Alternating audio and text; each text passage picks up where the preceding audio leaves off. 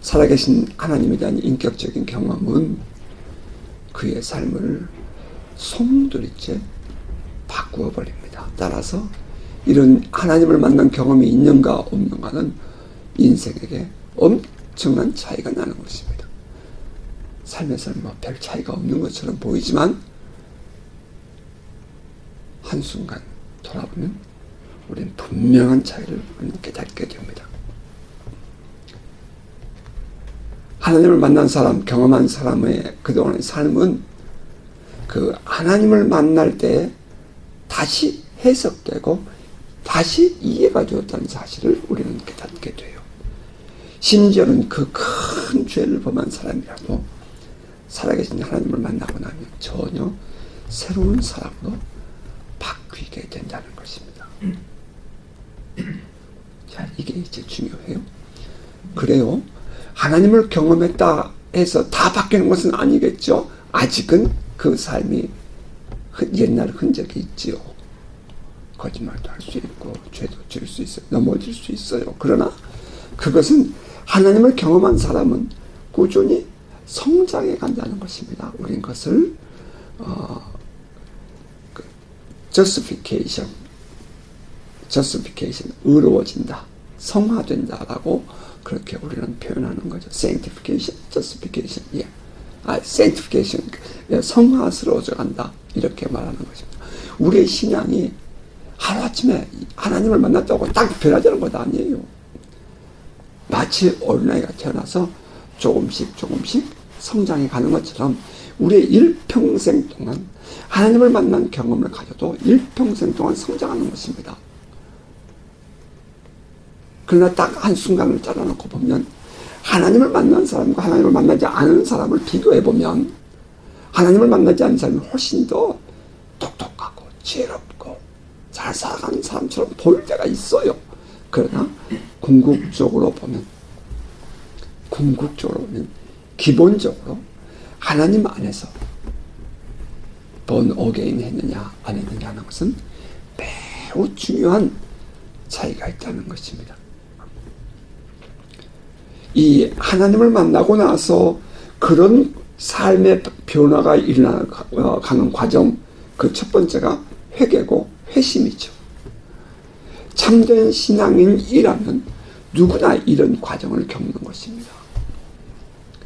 그래서 우리는 타락이라는 표현을 하지 않고, 우리 이 거듭난 사람들은 타락이라는 표현을 하지 않고 넘어졌다라고 표현하는 거죠. 타락이라면 다시는 구원할 수 없는 그런 존재라면, 넘어졌으면 다시 일어나서 또 하면 되는 것입니다.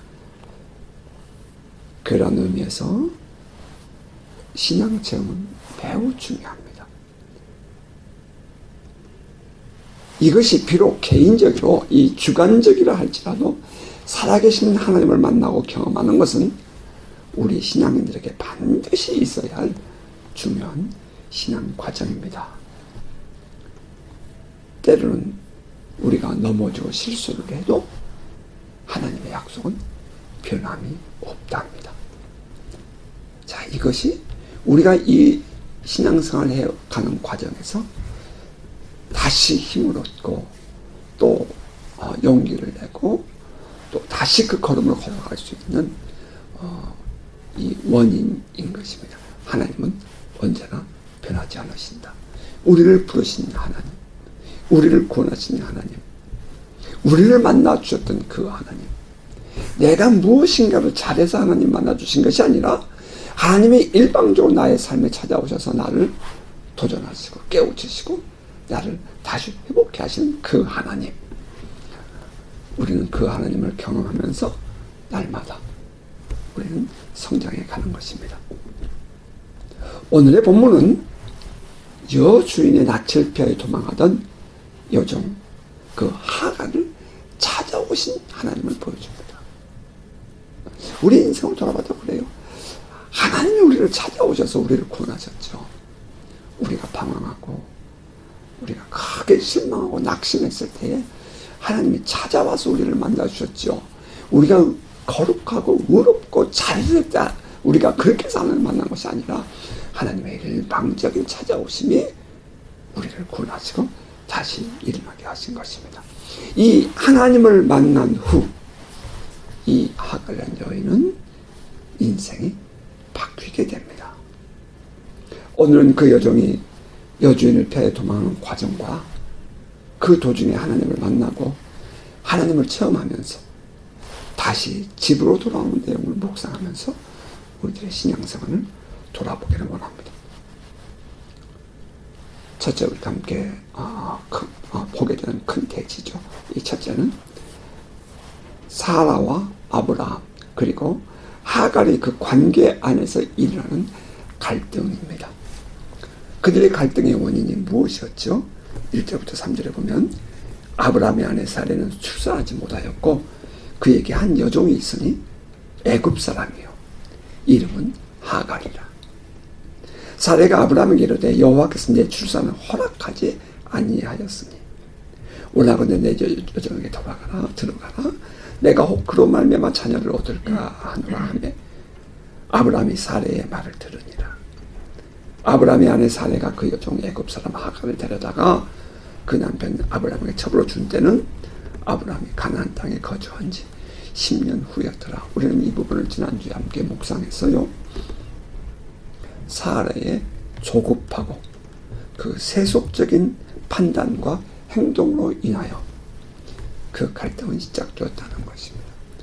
여호와께서 하나님께서 나에게 출산하게 하지 않았으므로 허락지 않았으므로 우리의 삶에 많은 문제들이 있을 때 하나님을 진정으로 나의 왕으로 하나님을 진정으로 나의 주인으로 우리가 인정하는 신앙을 가지고 산다면 때로는 하나님께서 나에게 지체하실 때에 우린 조급한 마음으로 나의 판단으로 나의 생각으로 나의 주관적인 감정에 따라서 행동하고 또 선택하고 판단하는 일들이 많다는 거죠. 그런데 그 결과는 항상 동일해요. 갈등으로 귀결된다는 것입니다.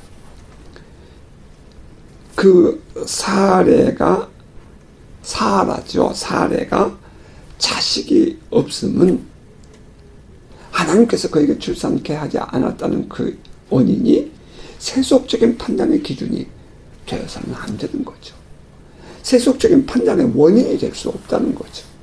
우리의 신앙생활에서 내 몸이 불편해서 혹은 내가 가난해서 내 조건이 어때서 뭐 그러면서 이제 사람들이 원인을 자꾸 세속적인 기준을 가지고 얘기하는데 그래 놀랍게도 하나님의 이 역사는 하나님의 섭리와 하나님의 주관적인 역사는 언제나 우리들의 상황과 우리들의 조건을 영향받지 않는다는 겁니다.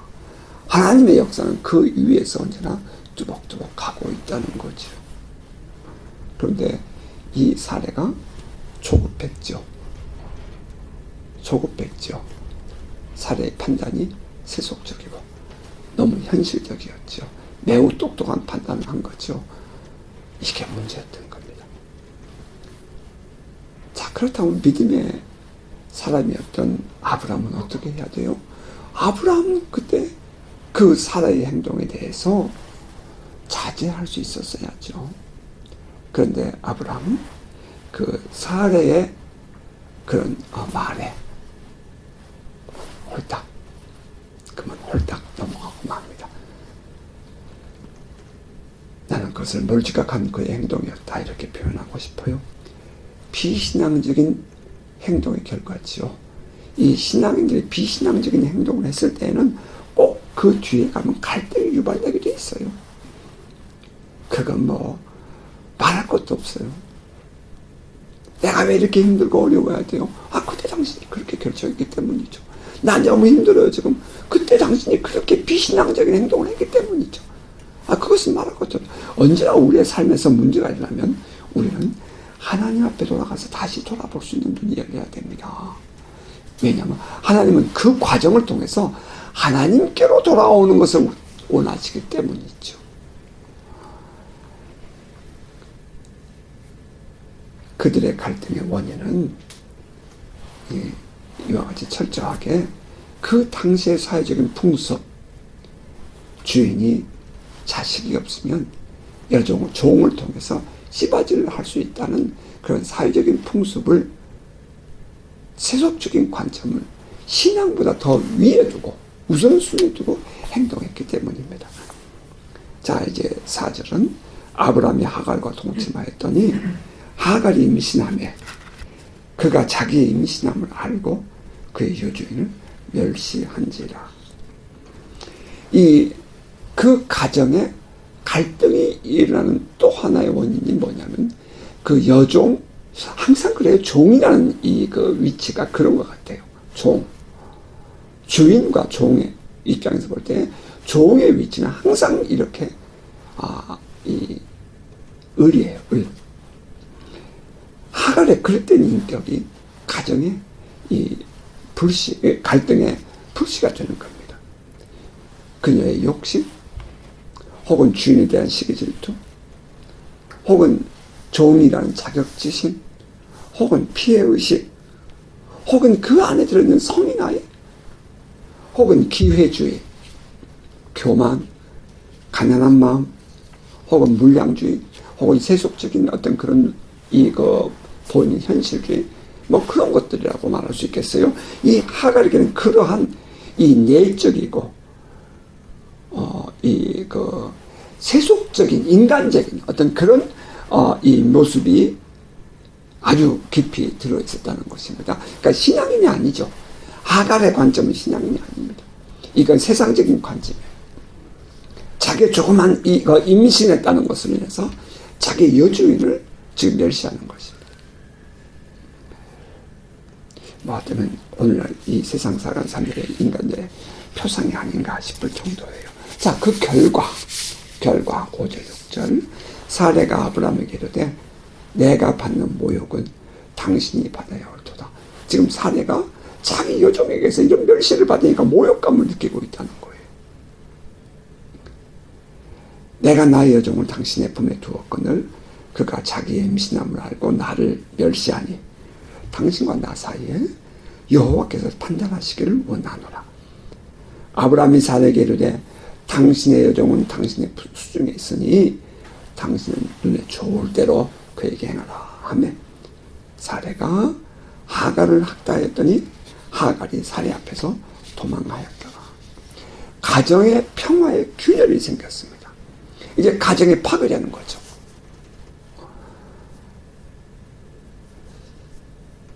글쎄요, 오늘날 같으면 돈을 벌어다 주기 때문에 그들의 그 허물이 묵인되는 것입니까? 혹은 무엇인가 그 행동을 통해서 얻어지는 것이 있기 때문에 받아들여지는 건가요? 이 하갈이라는 여종을 통해서 자식을 낳을 수 있다는 것 때문에 그래서 그 하갈이 이 아브라함과 사라의 행동이 받아들여지는 것이냐 하는 거예요. 우리 여기서 좀 더 분명하게 생각을 해야 돼요. 우리 신앙인들 경각심을 가져야 될 부분이에요. 그냥 조금만 저들과 이렇게 타협을 하면 뭔가 더 얻을 것 같고 더 나은 뭔가를 누릴 것 같으니까 슬쩍 타협을 한다 이 말이에요. 이 아브라함과 사라의 행동에서 우리가 볼 수 있는 것은 이 타협함의 위험이에요. 그것으로 말미암아 가정의 평화가 깨졌잖아요. 개인적으로 사례는 그 감정의 균형을 잃어버립니다.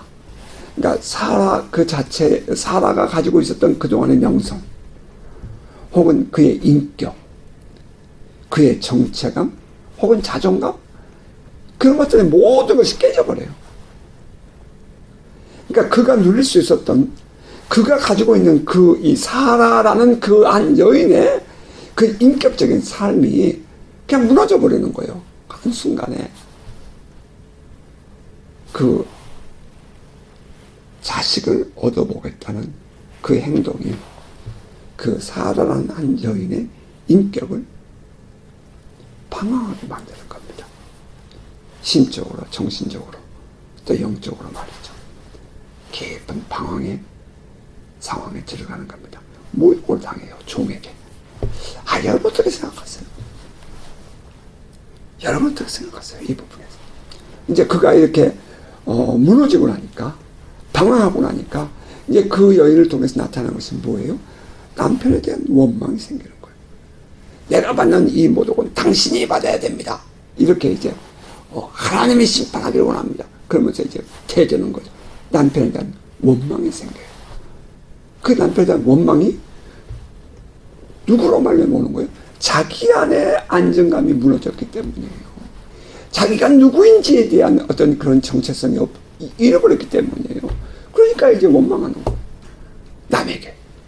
또 뿐만 아니라 하갈에 대한 적대감과 복수심, 분노감을 갖게 됩니다.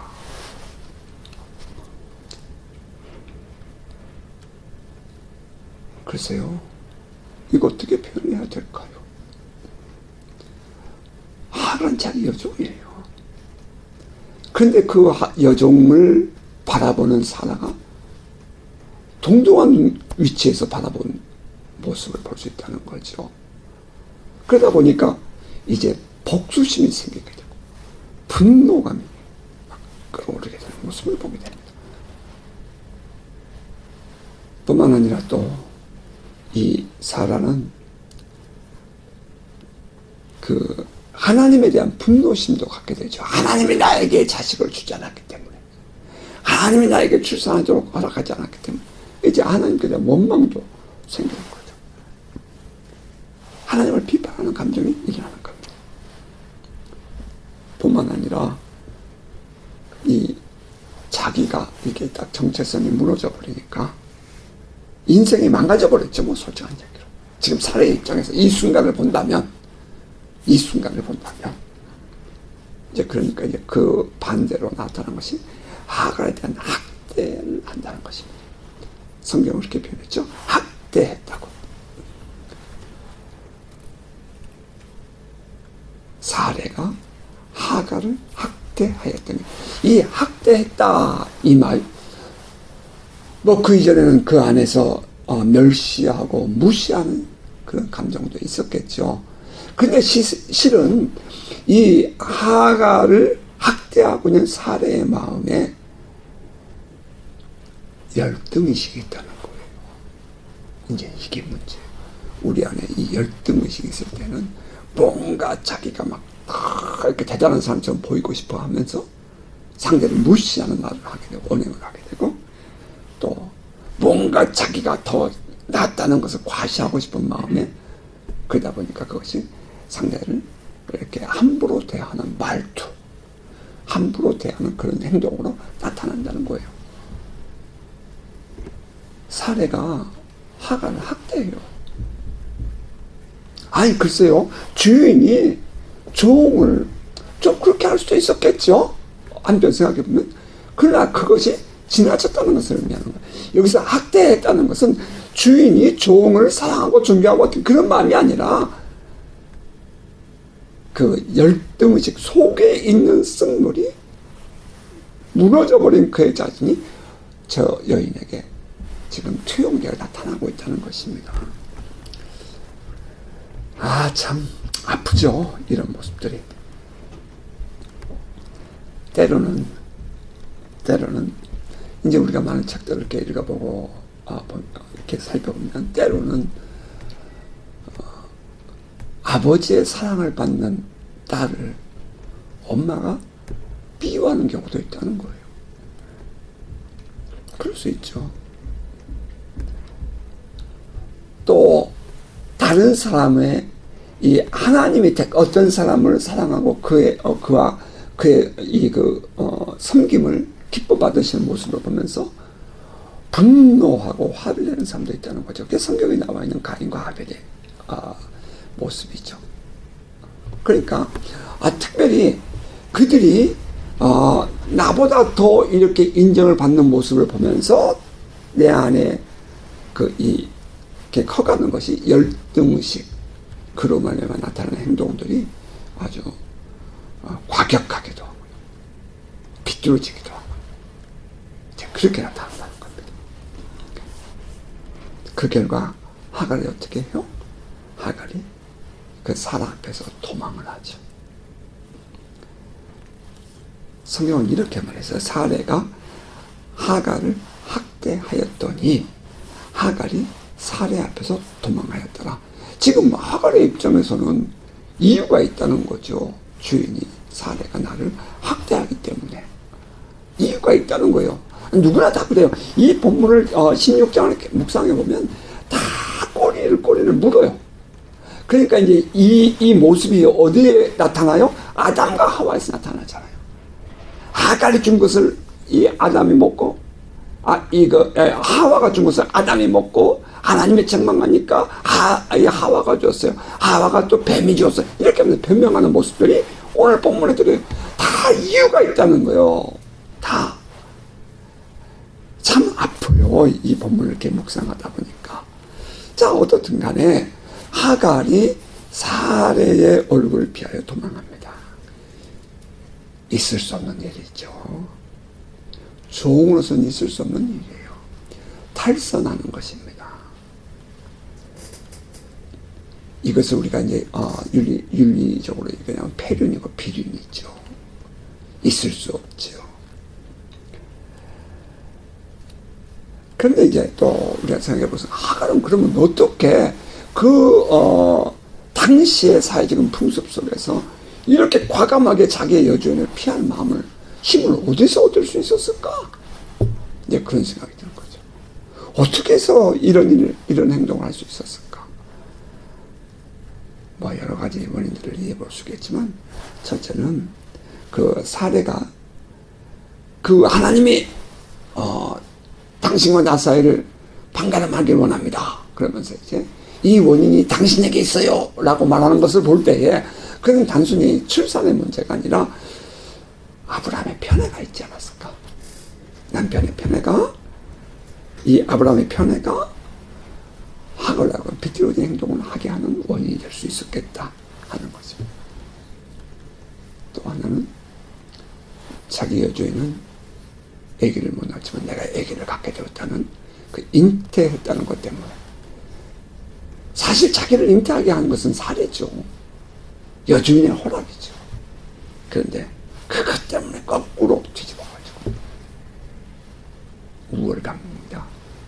비뚤어진 자신감이 이런 과격한 행동을 하게 하는 거예요. 비뚤어진 자신감이 나도 할 수 있다는 거죠. 그러면서 튀어나가요. 그럴 땐 판단력이 있을 수도 있습니다. 뭐 영적인 이 사역을 우리가 보면서 느끼는 것은 이런 그럴 땐 판단력은 분리의 영 있어야 분명히 분리의 영의 영향력일 수 있다는 거예요. 이제 여기서 이 분리의 영으로 인해서 그들의 행동은 비뚤어지고 이 가정은 파괴되어지는 것입니다. 그런데 이 하갈이 성경을 보면은 사레가 하갈을 학대하였더니 라는 이유가 있어서 하갈이 사레 앞에서 도망하였다 이렇게 했는데, 우리가 여기서 분명하게 알아야 할 것은 행동이 결과가 과정을 원인을 미화할 정당화할 수는 없다는 것입니다. 결과가 과정과 원인을 정당화할 수는 없어요. 사레가 하갈을 학대하였다고 해서 학대가 사레 앞에서 도망을 쳐서는 안 된다는 거예요. 이게 이제 문제죠. 이것은 여주인에 대한 모독이었고요. 복수심의 결과였답니다. 그렇죠? 여주인에 대한 모독이에요. 자, 참 이게 좀 가슴 아픈 일이죠. 그죠? 분노하면 그냥 갚아버리고 싶죠.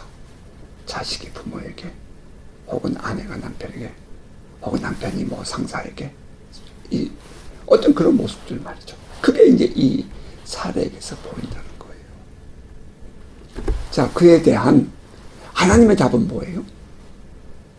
그에 대한 하나님의 답은 뭐예요?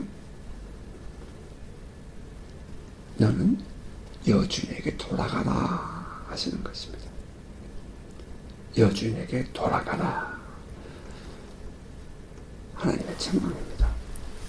자, 둘째로 우리가 보고자 하는 내용은 그 하갈이 어떻게 변화되어서 다시 돌아가는가 하는 부분입니다. 그것은 한마디로 도망하는 하갈을 하나님이 찾아와 만나 주셨기 때문입니다.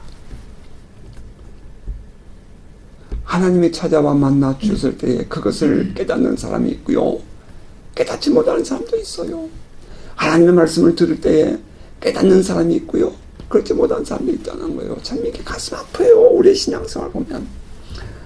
예, 하갈 편에서 보면 하나님을 만난 것이지만 하나님의 편에서 보면 그 도망하여 피하여 가는 하갈을 찾아가 만나주신 내용이에요. 참 애달픈 하나님의 짝사랑이라고 할까요? 거기서 하갈이 하나님을 만나고 변화가 일어납니다.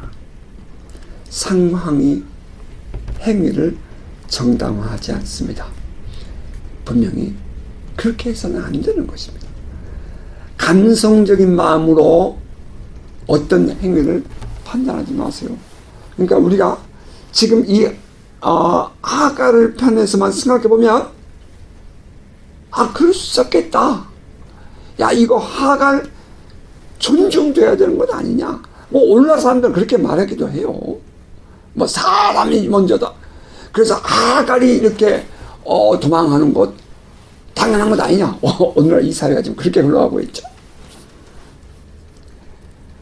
이 6절의 말씀을 보면 하갈의 행위는 아주 정당방위인 것처럼 보이기도 해요. 아브라함이 사라에게 이르되 당신의 여종은 당신의 수중에 있으니 당신의 눈에 좋을 대로 그에게 행하라 하며 사레가 하갈을 학대했더니 하갈이 사레 앞에서 도망하였더라. 그렇게 감정적인 단순한 모습만 보면은 그게 옳은 것 같아요. 자꾸 푸싱하니까 싫다는 거예요. 자꾸 이거 얼굴 안 펴고 있으니까 싫다는 거예요. 하지만 이것은 오해죠. 하갈에 감추어진 동기와 그 행위는 드러내져야 해요. 고발돼야 돼요. 하갈이 그렇게 이 사례를 피하여 도망가는 것이 이 사례의 학대 때문이라고 말하고 싶어 하는 그 하갈에 감추어진 감정, 빗들어진 그의 마음, 그의 생활, 그것은 결코 정당화될 수가 없다는 거죠. 그러한 의미에서 매사를 단정적으로 보고 결과만 가지고 말하는 이 그릇된 사회적 통념을 우리는 바르게 분별해 볼 수 있어야 돼요. 여러분, 이런 말 들어보셨나요?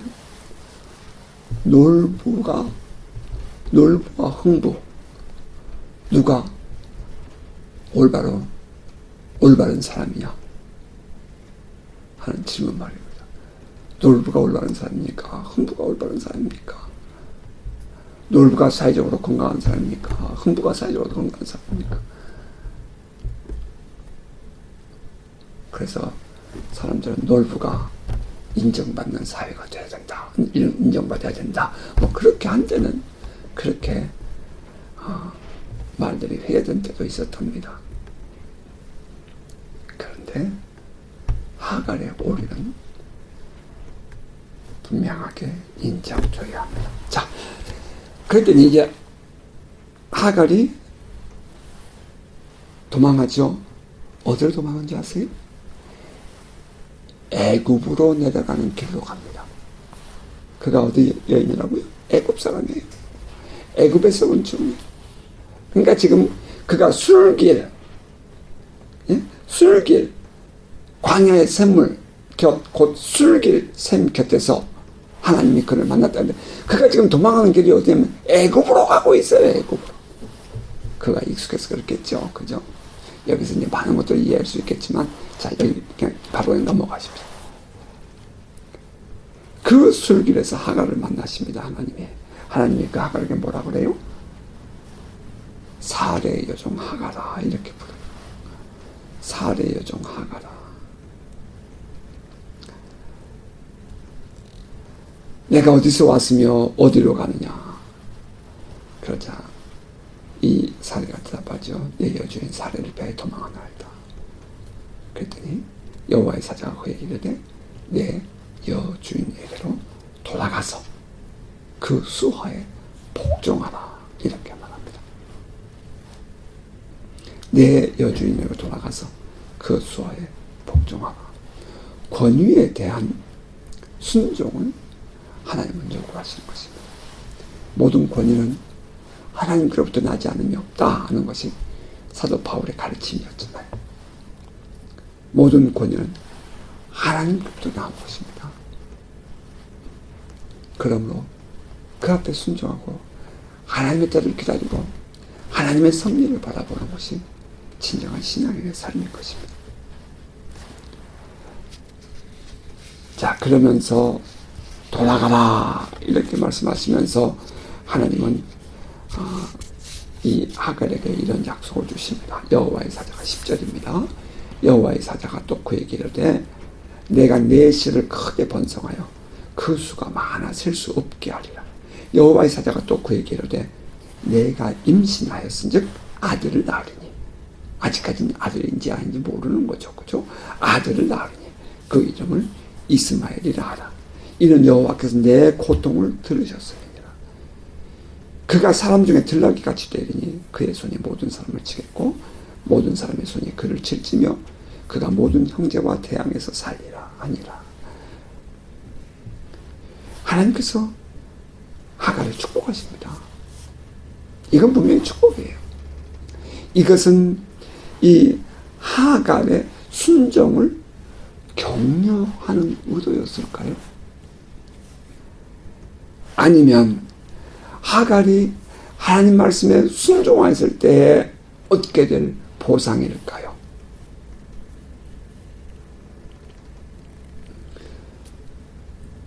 한편 생각하면 이 말은 아브라함과의 언약의 성취 중 하나일 수 있다는 거예요. 아브라함의 자손, 그 자손을 셀 수 없도록 많게 하겠다는 하나님의 약속의 한 일부분을 이루시는 것일 수도 있다는 거죠. 그러면서 하나님이 그 하갈에게 내가 낳을 아들의 이름을 여호와께서 너의 고통을 들으셨다 하는 의미의 이스마엘이라는 이름을 주셨습니다. 여호와께서 내 고통을 들으셨다. 자, 한번 생각해 보면 하갈의 자손이 많아지는 것은 아브라함에게 허락하신 하나님의 축복이 포함된다는 사실입니다. 창세기 12장 3절에 보면 너를 축복하는 자에게 내가 복을 내리고 너를 저주하는 자에게 내가 저주하리니 땅의 모든 족속이 너로 말미암아 복을 얻을 것이라. 아브라함으로 말미암아 땅의 모든 족속이 복을 받을 것입니다. 뿐만 아니라 이제 우리가 다음 이 장에서 보게 될 할례 의식에서 보면 하나님은 이렇게 말씀하셨어요. 너희의 대대로 남자는 집에 있는 자나 집에서 난 자나 혹 너희 자손이 아니라 이방에게서 돈으로 산 자라 할지라도 돈으로 산 자를 막론하고 난 지 8일 만에 할례를 받을 것이라. 그러니까 너희 집에서 난 자 이스마엘이라 할지라도 모두가 다 하나님의 언약의 대상이요 아브라함의 후손에 들어간다는 것입니다.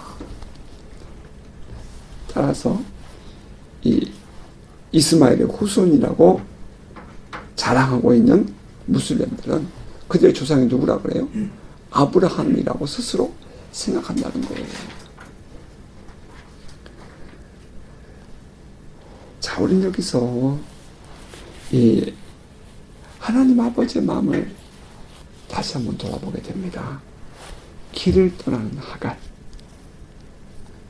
그런데 그를 찾아가서 책망하시는 하나님. 여러분 어떻습니까? 길을 떠나는 하갈. 그리고 그를 찾아가서 만나주시는 하나님. 그리고 또 그를 위로하고 격려하시는 하나님. 사랑으로 그 모든 것을 덮으시고 넘으시는 하나님. 우린 그 하나님이 발견된다는 거예요. 그 하나님을 우리가 발견할 때에 인생은 바뀌는 거죠. 그 하나님을 만나야 우리의 인생에 진정한 변화가 일어나는 거예요. 인간들은 모두가 다 자기가 잘났다고 자기가 뭐 대단한 것처럼 설치지만 하나님 앞에서 다 죄인일 뿐이에요. 결국은 하나님의 낯을 피해 도망하는 모습일 뿐이에요.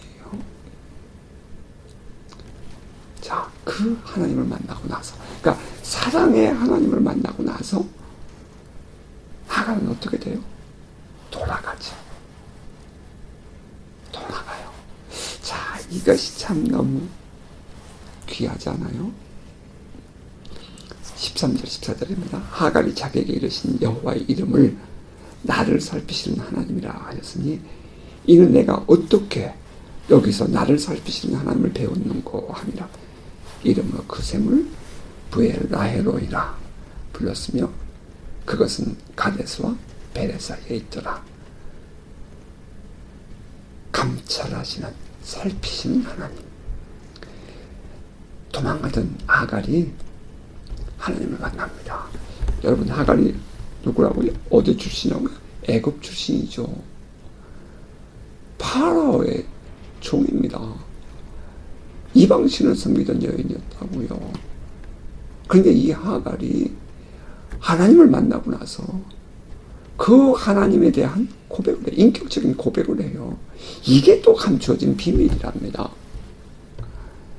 이 여인이 아브라함과 함께 살면서 그 여호와 하나님을 인정하게 되고 또 뿐만 아니라 길에서 그 만났던 그 하나님을 향하여 이렇게 표현하는 거예요. 감찰하시는 하나님, 나를 살피시는 하나님. 감찰이라는 단어, 살피신다는 단어가 무슨 뜻인지 아시죠? 은장색이 뽀글뽀글 은을 끓이다가 은이 어느 이 열의 한계를 넘어가면 뽀글뽀글 끓다가 딱 넘어가 버리면, 물이 넘는 것처럼 물 끓을 때 넘어가는 것처럼 넘어가 버리면 이제 은의 가치가 떨어진다는 거죠. 그래서 그것이 가장 뽀글뽀글 잘 끓고 이 빛이 날 때 불을 딱 꺼줘야 된다는 거죠. 그렇게 그때를 맞추기 위하여, 지금이야 뭐 기계로 온도를 맞추겠지만 이 은장색이 그 은에 끓는 것을 지키고 있다가 그것을 딱 맞춰서 끌 때 그때 하고 사용되는 단어가 감찰한다, 살핀다 하는 이 단어의 뜻이라는 것입니다. 하나님께서 하갈을 이렇게 살피시는 거예요. 하나님께서 여러분의 삶을 살피십니다. 하나님께서 우리의 삶을 그렇게 살피셔요. 여러분, 그 하나님이 여러분을 만나기를 원하고 찾아오시고 여러분을 부르시고 할 때 여러분 그 하나님이 경험되십니까? 하갈이 여호와의 이름을 나를 감찰하신 하나님이라고 했습니다. 이것은 신앙 체험을 통한 신앙 고백의 중요성을 우리에게 알게 해요. 하나님을 높여드린 것입니다. 개인적인 신앙 체험의 중요성을 우리는 깨닫게 되죠. 개인적인 신앙 체험이 이 하갈의 세계관의 변화를 주고요. 오늘 우리 인간들, 우리들의 세계관의 변화를 줍니다. 창조주 하나님을 인정하게 돼요. 하나님께서 세상을 다 창조하셨다는 것을 알게 되고요. 하나님의 진정으로 나의 주인이라는 사실을 알게 됩니다. 진정으로 나의 인생이 바뀌는 거예요. 나의 삶을 개인적으로 돌아볼 때에도 나는 정말 세상에서 어디를 가도 잘 살아갈 수 있을 것 같았어요. 그런데 하나님께서 나를 딱 붙잡으셨을 때에 나는 그 하나님 나를 붙잡으셨다는 사실을 나는 깨달았어요. 근데 그것이 참 쉽지 않았어요. 모든 것이 다 무너졌었죠. 하나님은 그렇게 인도하셨어요. 때로는 내가 방황할 때는 자식들을 때리셨어요. 나는 그것을 나를 때리는 것만 들었어요. 때로는 내가 방황할 때 나의 목회 현장을 때리셨어요. 나는 그것을 하나님이 나를 부르신 것으로 생각했어요. 나는 그때마다 나는 하나님의 음성을 들을 수 있었고 나를 감찰하신 하나님을 경험했어요. 개인적인 신앙 체험이지만 남들은 몰라요. 그것은 난 개인적인 거죠. 내가 어려운 상황을 겪었을 때도 하나님께서 나를 부르신다는 사실을 나는 돌아볼 수 있었어요. 그럴 때마다 하나님은 나를 안아주셨고 나를 구원하셨고 나를 그때마다 새로운 길로 인도하셨어요. 더 한 걸음 올라선 길로 인도했어요. 나는 그것을 수없이 반복하며 지금 오늘 이 시간까지 살아온 거예요.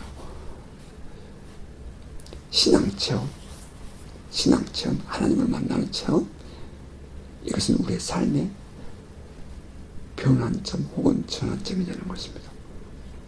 인격적으로 또 생활적으로 변화가 오는 것입니다. 여러분, 하나님을 만나보셨습니까? 우리의 인생의 답은 하나님을 만나는 것입니다. 하나님을 만남이 우리의 인생의 답이에요. 하나님과의 언약의 회복, 혹은 관계가 회복되고, 혹은 친밀감이 다시 회복되는 모든 것은 우리 인생의 답입니다. 하나님을 만나야 합니다. 기독교는 체험의 종교예요. 나의 삶에서 하나님은 지금 어떻게 역사하신가에 대한 개인적인 답이 있는 여러분의 삶, 여러분의 한 주간 되시기를 주의 이름으로 축복합니다. 아멘.